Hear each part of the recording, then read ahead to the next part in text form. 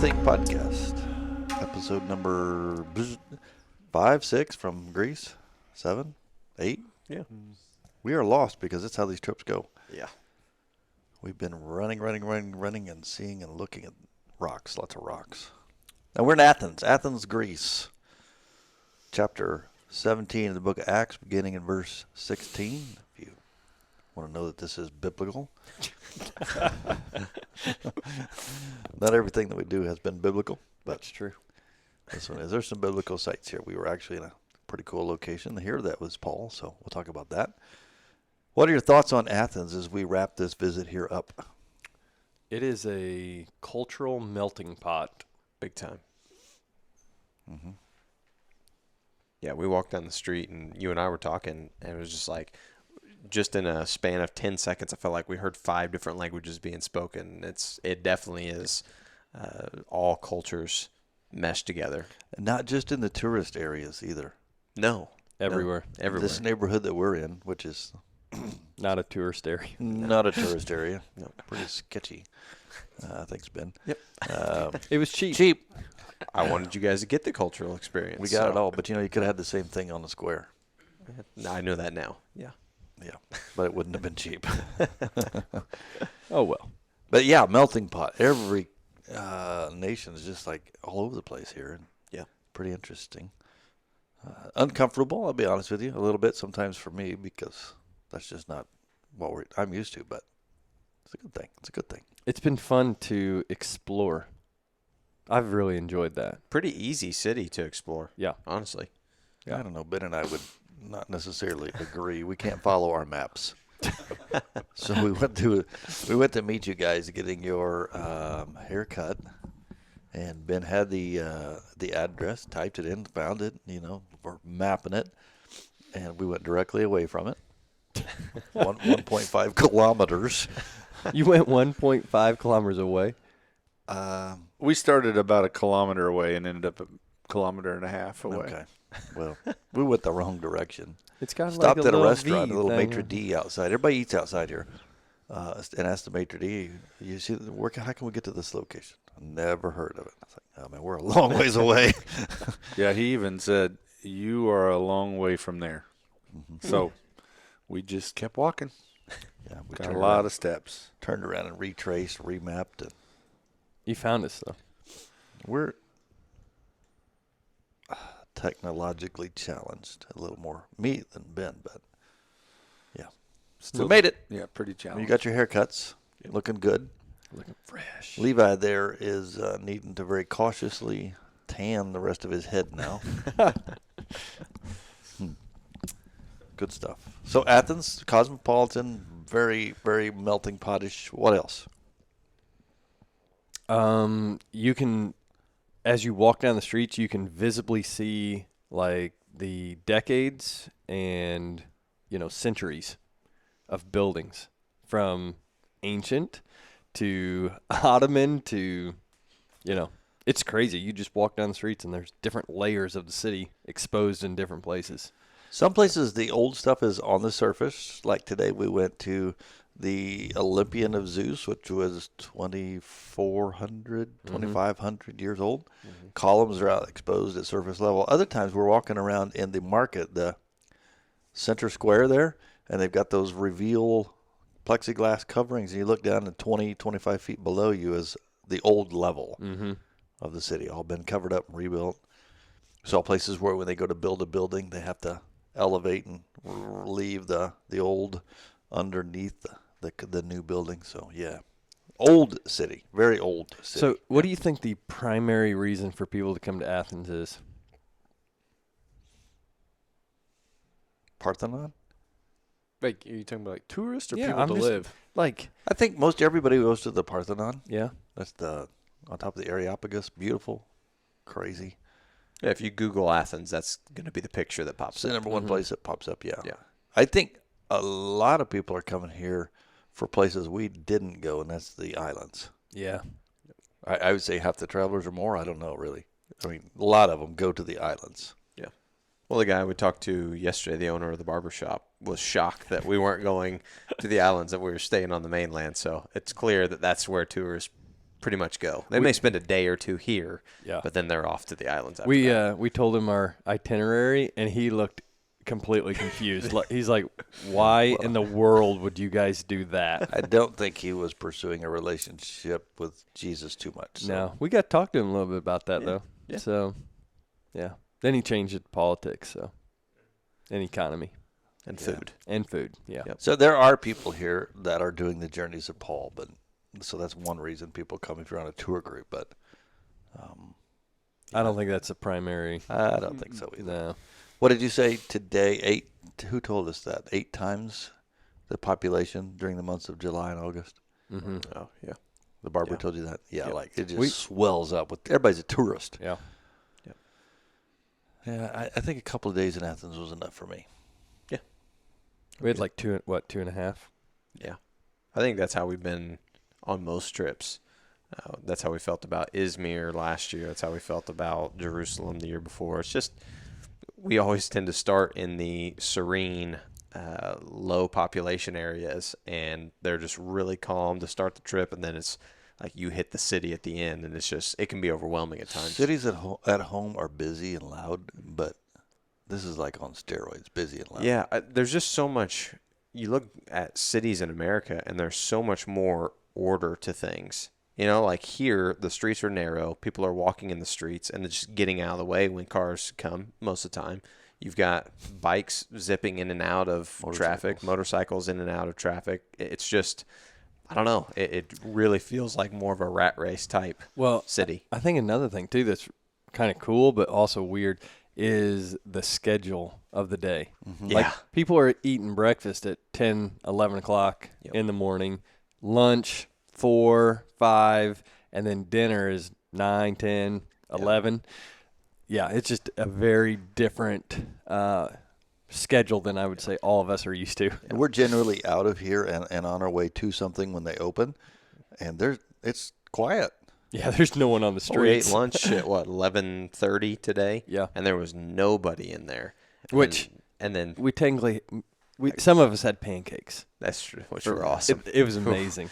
But Had a kebab. we walked back through, Stefan and I did, around 2:15, and it was loaded with people because it was lunchtime. Yeah. So, and probably early lunch. Yeah. Strange. People are all messed up.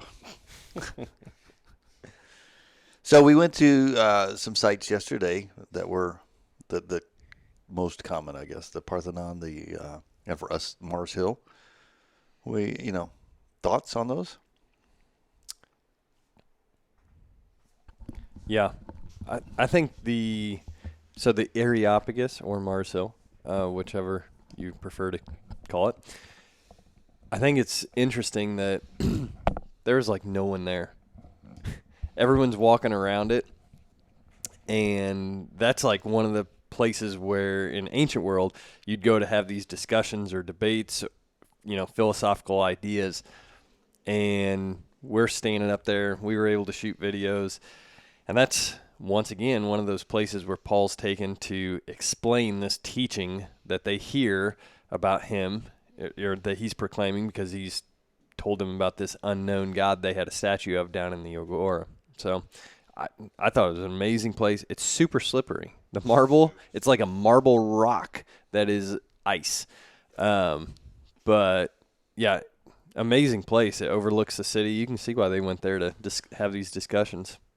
And that was sort of the observation I got was they went to the building up on the hill, the big important one, and that one was just for, let's climb out to the edge and look, because you could kind of see everything around. But that was, Matt asked me today about, what was intriguing to me or whatever, and that spot is an actual spot where Paul stood, historians and scholars say he was the greatest Christian to ever live, greatest Christ follower. Whether that's debatable or not, obviously but he walked those rocks. He sat and stood on those places and debated the scriptures with the leading authorities. So that's astounding. It's one of those things that you just can't kind of wrap your mind around. Yeah. So When we were at lunch, Jeff, you were talking about the influence around the world from that spot. Why don't you grab a headset and talk about that? Well, when I did a video on Mars Hill, I did a couple of them that I hope you get to see this week. I had to pressure Stefan on that one, but one of them I just sat on a rock on Mars Hill and read Acts 17, beginning in verse 16 down through the end of the chapter, because it talks about the encounter that Paul had with the philosophers and stuff in that spot. As he describes to them the inscription to an unknown God, which Larry Ring sent me a text and asked if I saw that. Thinking back, we didn't actually see that, did we? We saw the spot, but we didn't see the inscription. But he preaches to them the nature of God and what Christ has done and all those things. And you read that whole chapter, and that was so cool to think that this is where those words of Scripture unfolded. This is where Paul said that stuff, right? And the people he's talking to, the philosophers of his day, there are four main philosophies: that Socrates, cynicism. I can't give them to y'all at the moment, but the four main thoughts were there. And when you step back away from that, you think, okay, for centuries, Greece was the center of thought for the world. Still, in a lot of ways, their thought process influences us. Athens was the center of Greek thought. Mars Hill, it's where it all went down. Mm-hmm.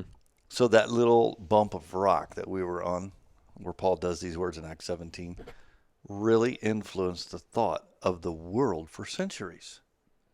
And we talk about mission methods. That is why he's there. Mm-hmm. He goes to Mars Hill in Athens, in Greece, to confront the philosophies of the world. He goes to Rome to confront the powers of the world. Like he goes for the juggler at the beginnings. That's just cool to me that he's not backing down, but he's actually directly interfacing with the philosophy of the world.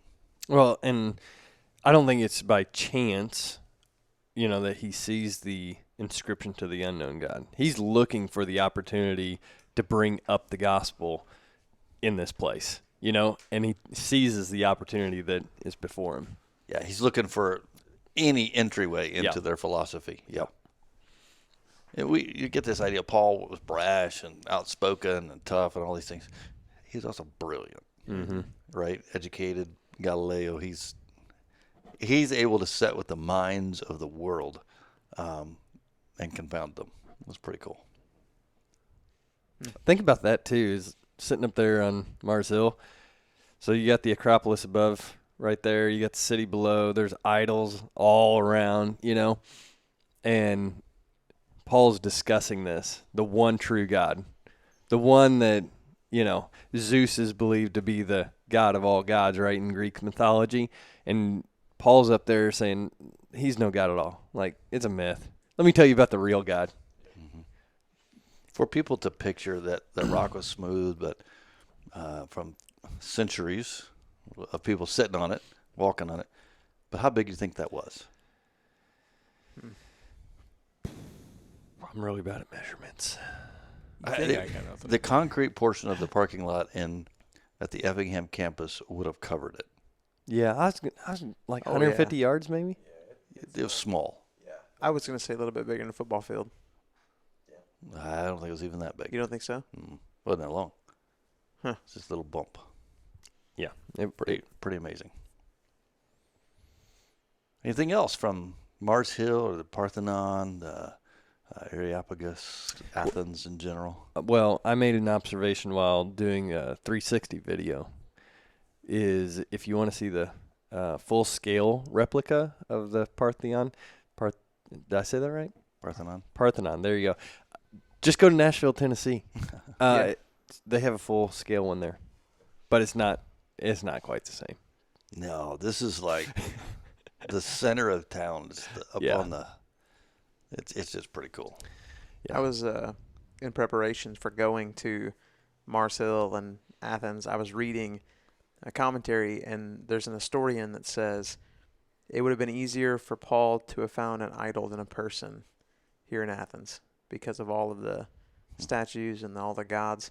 And then this afternoon, Levi and I went to, where did we go? What was the name of it again? National Archaeology Museum of Athens. That's a lot of words. Anyway, we went there, and when we walked in, man, it was just like room after room after level of statues and gods and all this. And I was like, man, like you don't see that. We didn't see that when we were walking around the streets. Obviously, they're being preserved in that building, but Levi and I were talking about how that's just a small portion of what's been discovered, because we don't really have people that discovering what we come up with like 300 or 400 years.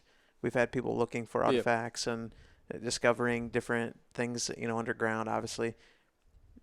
It's like that's just a portion of it. And when Paul showed up here, he was blown away by the need of this city. Mm-hmm. Like we've all said, man, this place is beautiful, and it is. But when he got here, he didn't see the beauty; he saw the people, and he saw their need. And I was struck by that today, walking around there. Wrapping it up. Quick podcast here. We're getting tired, man. It's been a grind. It's at the end. Paul wasn't here that long, so there's not a whole lot Yeah. to work through. Important things, Very important. but not necessarily long. Yeah, he left from here and went down to Corinth, where we were Mhm. previously, and already covered that. So we're a little out of order on the flow of Acts. This would be 17. That's chapter 18. But yeah, good stuff. All right. Well, we thank you for just taking your time to watch these videos, these podcasts. I know some of you probably get more out of it than others, but we appreciate you taking the time and encouraging us and allowing us as staff to participate in this kind of experience. I hope and I pray that it makes us better, so that we can in turn help you understand better what God's Word is. That's the intent of being here. And so we just really appreciate the opportunity to do that. Mhm. Now we're going to go hit the train, go down to the coast near Athens, get some supper, hit the bed. Tomorrow we're making a long one-way, non-stop flight to Chicago. We all passed our COVID test. Nobody has so COVID. Hallelujah. Nobody has COVID. I sound like it, but I don't. At least we didn't test positive. True. So we're on our way to the U.S. of A. We were questioning it. Thanks for joining us.